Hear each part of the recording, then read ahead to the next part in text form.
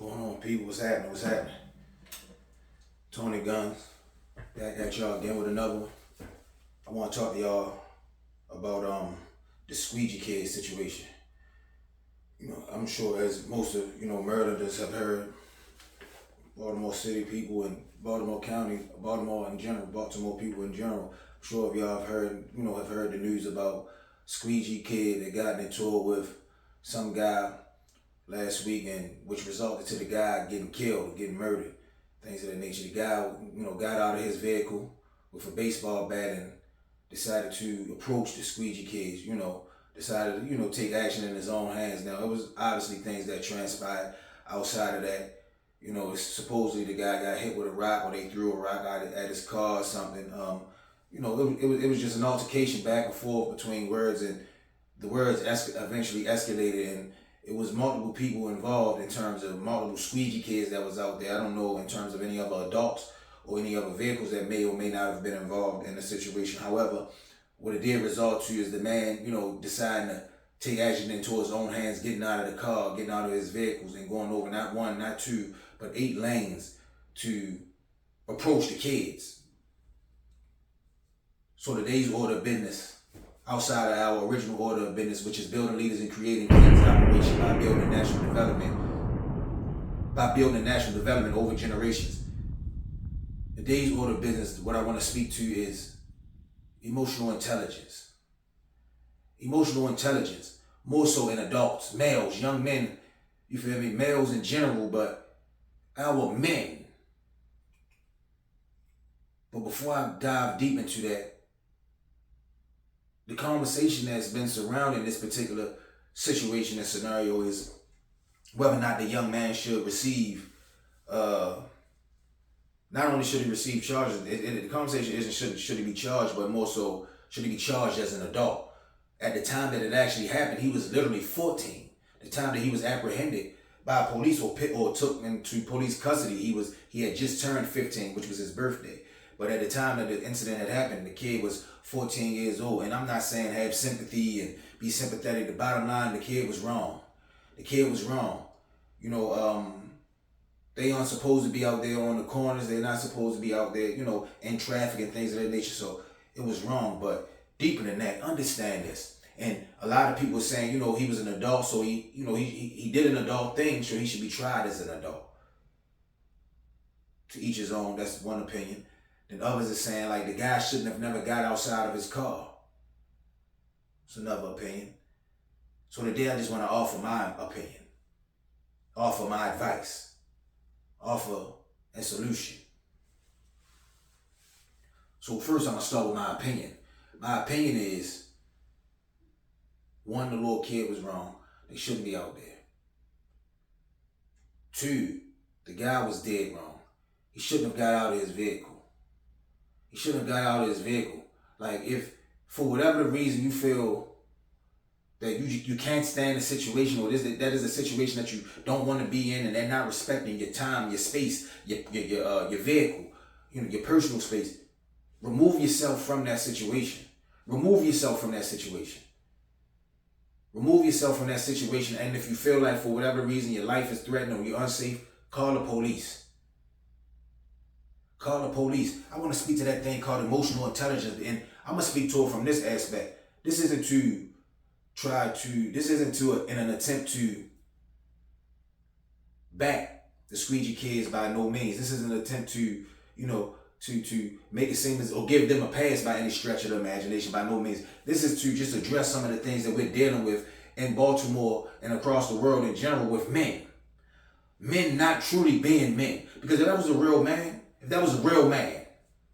at that light and thing, and I don't know exactly how things transpire, and this isn't to be disrespectful to him or his family and things of that nature. God rest his soul, hopefully, his family is able to deal with that the best way that they could possibly. It's hard dealing with death in general, but that was a situation that didn't need to happen. Situation that could have been avoided had that man had more emotional intelligence.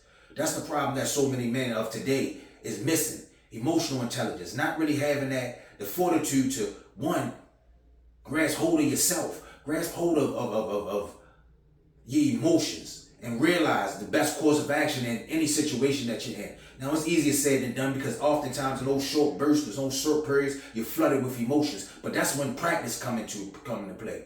You practice those different things. You put yourself on purpose through different hardships and things of that nature. You put yourself in different environments that's going to challenge you in different ways that forces you to go out and do something different with your life. That forces you to make better decisions under stressful situations and stressful environments. That's what men are missing. Too many of us live in these comfortable environments that when we're forced or faced with some adversity that may be challenging for us, when last minute decision has to be made and has to be made according to situations, and you understanding and having situational awareness, those are the things that so many of us are missing. Why? Because we put ourselves in comfortable environments, soft and squishy and comfortable environments. So when those times do present itself, we are incapable of dealing with it.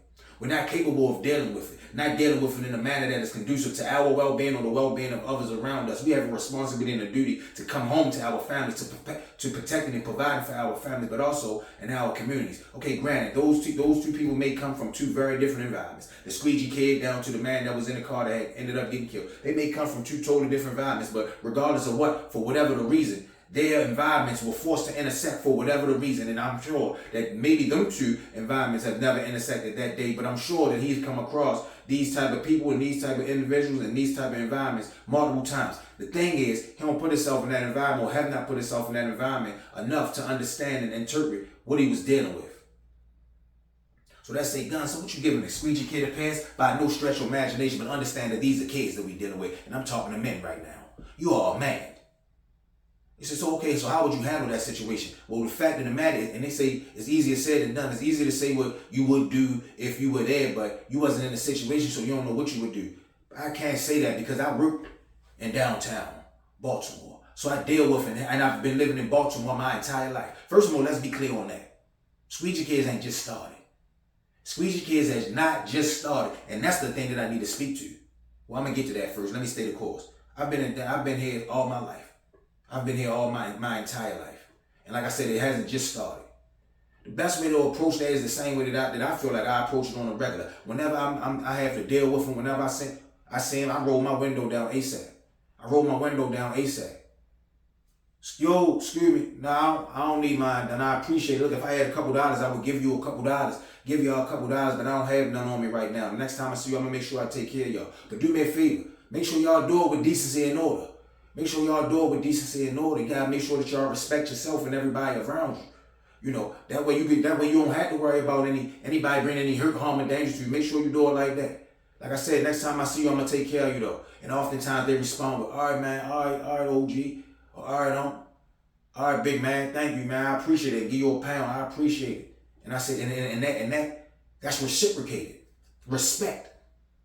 That's how you handle kids. They're kids. You talk to them and you handle them as if they're kids, not as if they're some monster. And that's the point that I was getting to. Squeegee Kids and this squeegee situation ain't just come about all of a sudden, just didn't become this new nuisance that we're dealing with in Maryland. It's been like that for years. They've been doing it for years. It wasn't a nuisance until the media created them to be monsters. The media created them to be monsters. And once the media created to be monsters and made it a bigger and bigger and bigger and much larger situation, what it does is it intensifies every altercation, not every altercation, every meeting, every greeting, every time you come in contact, with a squeegee kid, it's intense. It's intense because we've already been manipulated by the media that as soon as we see these people, they are people that are evil. They want to break your windshields. They want to kick your doors. They want to throw rocks. They want to hurt you. That's what the media portray.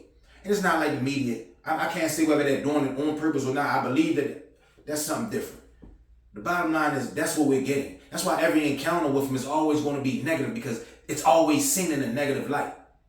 They don't shed light on how it was back in the day when you had your squeegee kids, the kids that were out there with their squeegee, and they had bottles of water in the summertime. They're selling bottles of water at the same sense. They're cleaning off your windshield wipers and things of that. Your windshield and things of that nature, cleaning them off. And it was never a problem until, again, the media made it big. And that's not to say that problems haven't come about every once in a blue. Anytime you have a group of people constantly in contact with one another, you can rest assured that at one point or another, altercations or something's going to happen. I don't care what environment it is. I don't care if it's in your household, altercations are going to happen. In the schools, altercations are going to happen. In the government, altercations are going to happen. You can be in church and rest assured it has been multiple altercations in the praise or worship. You understand what I'm saying? When people come together. So altercations are always going to be like that, regardless of where you come from. So why continuously paint this picture of these little boys or these young men that's out there on these corners being demons or being, or they could be doing so much worse. They could be doing so much worse. It's a matter of being able to speak to these young men, talking to these young men, knowing how to talk to these young men, having the nerve as men and women to talk to these young men and express what you do and or don't want. Because it don't mean that you just got to go for it. It don't mean that you just got to go for it, just allow them to do it. But it is multiple ways outside of anger and aggression to handle that, especially as an adult. As an adult. You see, because they're still our kids, whether you want to see it like that or not. Yeah, they want Trayvon Martin. He could have been our son. Everybody go in and they root for the Trayvon Martins and things of that nature when they're the victim. That's our sons, our black bodies, our black boys, they're dying. That's our sons. But then when they out here and when they're on the opposite end of that, and they're the perpetrator, or they ain't our boys no more. Or they ain't our boys no more. No, we have a responsibility and duty to them. And I know people that's watching may feel as if my kids aren't doing that, so I don't have a responsibility or duty. That's you, and that's the problem. That's the problem in our communities. You feel no obligation. But you wanted to change, but you don't want nothing to do with the change. You don't want nothing to do with the thing that's necessary for the change, but you want change though. You want everybody to do things for you without taking matters into your own hands. And in the matters that you do take into your own hands, you come with anger and aggression. Emotional and overly emotional responses to situations that could otherwise be handled with a better approach. But those are the things that we got to deal with. Just comment and let me know how y'all truly feel things should be. Do you truly honestly feel that the young man should be tried as an adult? Me personally, I don't think that he should be tried as an adult. Should he be charged? Absolutely. Should he be charged? He absolutely should be charged. But let's keep in mind and bear in mind. I spoke on Trayvon Martin. Trayvon Martin's situation, it was very different. Now, Maryland doesn't have a self-defense clause. Whereas Florida, I believe Florida does have one. Trayvon Martin was murdered for defending himself. And Zimmerman was able to get off. This little kid, regardless of whether he was in the wrong place or it didn't say whether he was the one that threw the rock. It didn't say whether he was the one that approached the vehicle with the squeegee. Didn't say all of that. At least right now, that haven't come out. That haven't come out in the media. This at the end of the day, this young kid, regardless whether or not he was within right to have that handgun or not, which we know he wasn't. He was only 14. So he shouldn't have had it. To me, that should be his charge. But he was being charged or attacked with a bat. And I know the guy at the moment felt like it was right that he was defending himself. I know the guy, honestly, within his mind, felt that he was defending himself. I'm almost certain that he felt as if he was defending himself. But if he was emotionally intelligent, he would have removed himself from the situation. And though instead of pulling over and getting out of his vehicle, pulling over and calling the police.